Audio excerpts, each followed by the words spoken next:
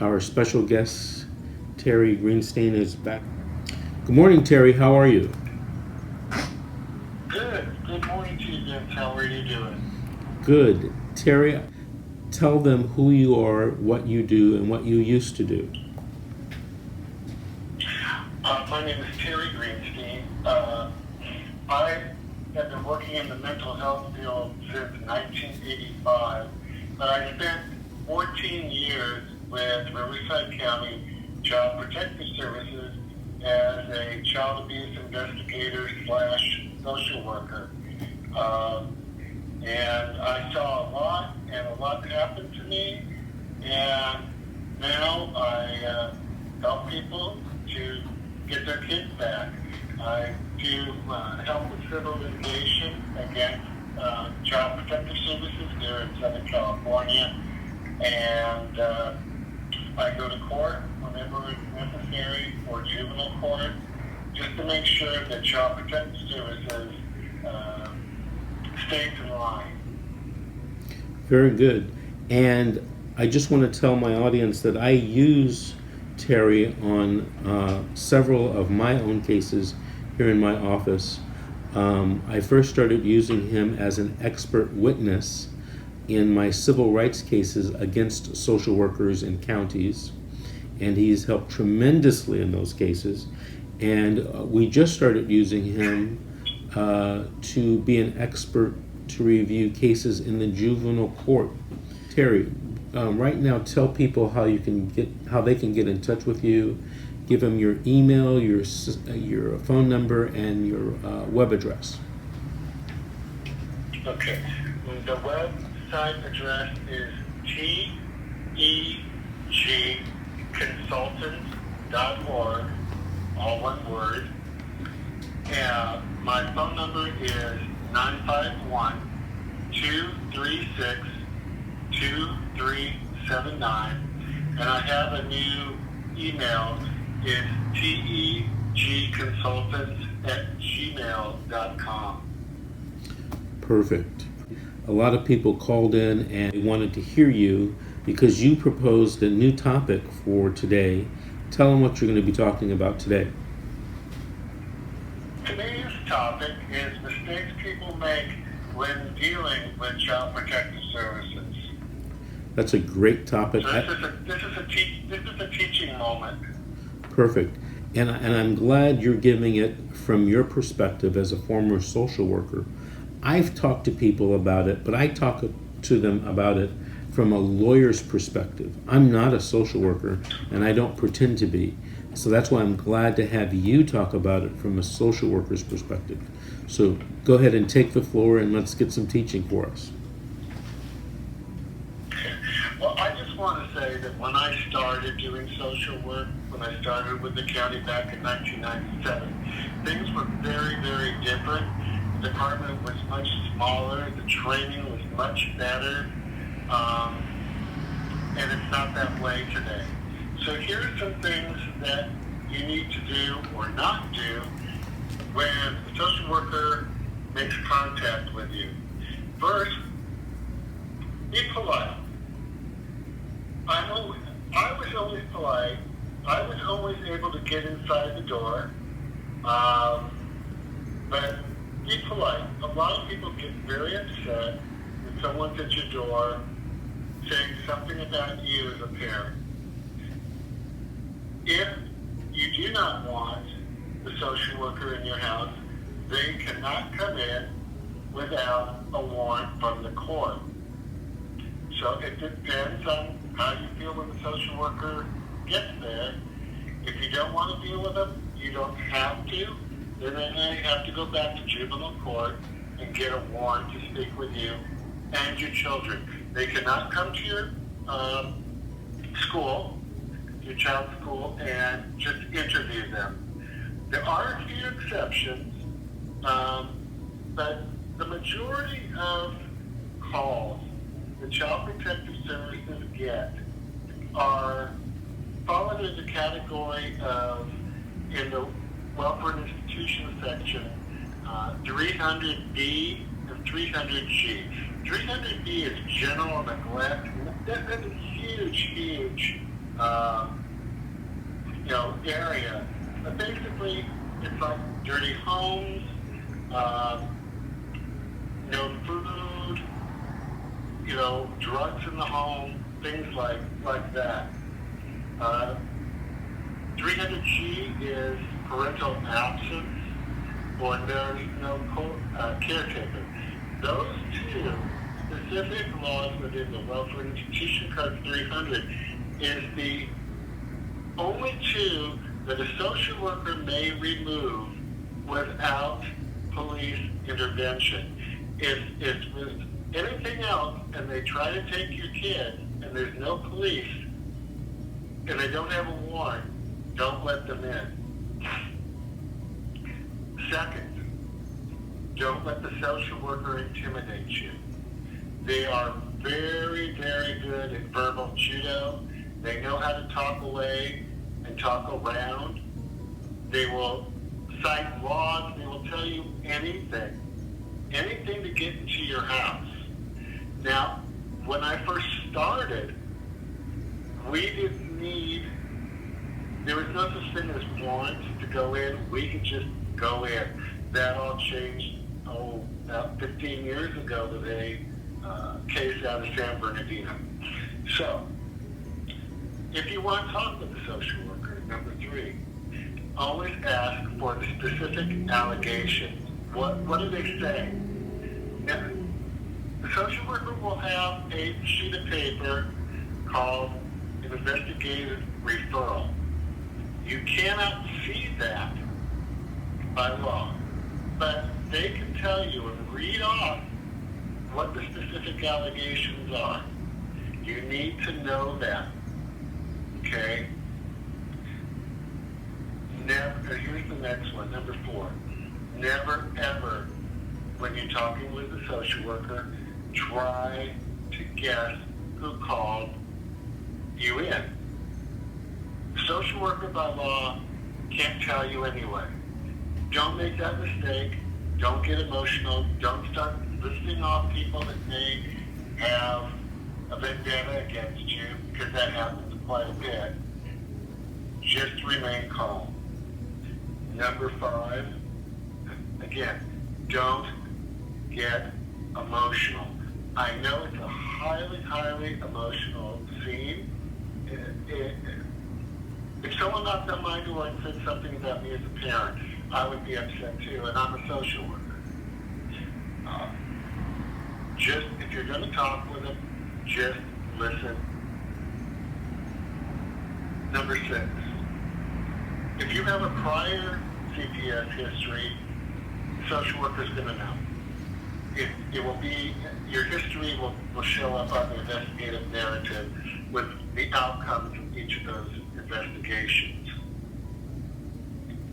And here is the big one. Always ask for the supervisor's name and phone number. Get a business card from them. They all carry business cards. Write down the supervisor's name and number on the back of the social worker's card and keep that with you.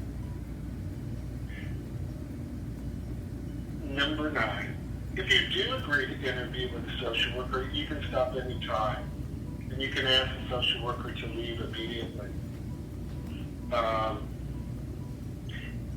But then, if you do that, then I would suggest calling the social worker's supervisor immediately and explain what happened, because what will happen is the social worker will go back to the supervisor and tell them a story. So always communicate what you're doing with the supervisor, so the social worker has to stay in line.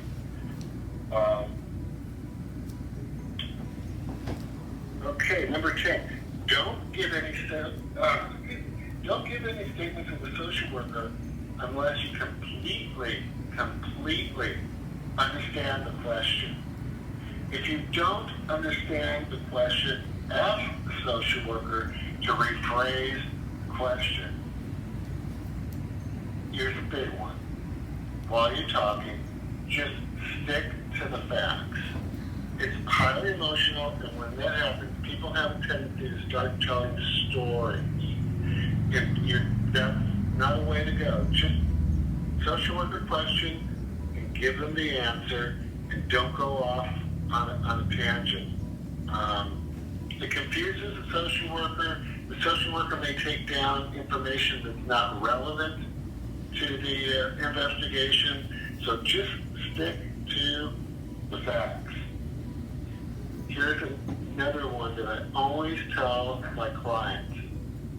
Document, document, document. The social worker is taking notes, and you should be there taking notes just as well. Because everything you say, the social worker is going to write down. And you need to keep your own notes. In the real world, if it's not written down, it didn't happen. So make sure you keep copious notes just as well as a social worker. If you're going to have ongoing contact with a social worker, get a notebook, keep dates and times. Very important. If you have to go to court, that can be considered evidence. Okay. Remember, you do have rights. There are specific rights, and the social worker will actually, by law, have to give you pamphlets that explain all those rights. It is against the law for the social worker to deny giving you those rights. They may tell you something, but always, always, always demand paperwork. Like Vince said earlier, there are policies and procedures for everything a social worker does. I have a few of them in front of me. Los Angeles County and Orange County have them online. If you're not sure, go and look at the policy. Signing documents. This is a real important thing. Very important. If you sign anything, read it thoroughly. The social worker is going to try to confuse you and obfuscate and be in a hurry and, anything to just get you to sign so you can sign it and they can get out. So read the documents thoroughly. If you don't understand the document, don't sign it. Tell the social worker, I don't understand and I'm not going to sign. The social worker may threaten you, may try to intimidate you, but if that's your right, I don't want to sign it. Okay? Here's another huge mistake, which I pulled out from one of the cases that I worked on with Vince. If you sign documents, you have to get a copy right there, right then. Do not let the social worker say, I'm going to go back to the office and make a copy and bring it back. No paperwork with your signature should leave the house with the social worker unless you have a copy. If the social worker says no or gives you an excuse, do not sign and call the supervisor immediately. A good social worker, and there are hundreds of forms, a good social worker will keep the forms that they use the most often with them. A good social worker will keep several copies. So they'll come in with two. You sign two, you get one, they take one. If that doesn't happen, don't sign, okay? If you're not happy with the supervisor's response, like my mom used to tell me, just keep going up. There's assistant regional managers and regional managers. Believe me, in Riverside County, if a social worker did something wrong, it went all the way up to the Board of Supervisors a few times. In fact, I had to testify for the Riverside grand jury many years ago on social worker ethics. So it's something that's going on. Don't trust, like Vincent, don't trust what the social worker tells you.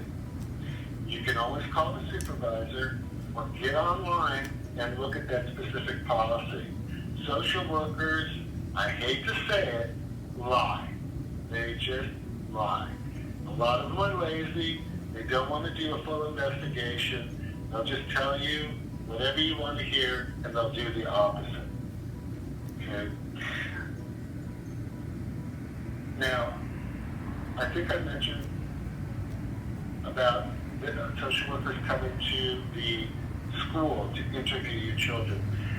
Unless it's an emergency, what they call exigency, they cannot interview your children at school without your permission or a warrant. So just make sure that is something that is what's new when I left, because we used to be able to go to the schools and just pull the kids out and talk to them. So make sure that if they came to your school, if they haven't and talked to your kids, that it's either an exigent circumstance, which means an immediate response, or they had a warrant. Okay. Okay, the last couple things I want to talk about is just how long a child abuse investigation is. Now, Vince was talking about money a little while earlier. The majority of money that's paid to Child Protective Services is in the investigation phase, which is the first 30 days. After 30 days, there's no more funding. So social workers want to get this thing done in 30 days. However, if it starts stretching beyond 30 days and there's no court, they haven't taken any action, call the supervisor, call the assistant regional manager, call the regional manager, say, it's been over 30 days. What's going on? And that's about it that I have. Well, very good. I hope that helps. Oh, that helps tremendously. You know what it would help if we had a checklist that we could give our listeners that they could download. You have to be very careful when you let a social worker into your home. I believe that all policies and procedures for every county and state social worker, they are online. If any of the listeners want to know anything about the county they live in and the social workers' policies and procedures, Google it. I ran into a group of advocates in Northern California, and they are telling people not to talk to the social worker, but if they do, to tape record it or video record it. Now in California, it's illegal, it's a crime to audio tape or videotape someone without their permission. There are a few exceptions. Terry, I want to thank you for calling in again. Some very useful information. Thank you for having me.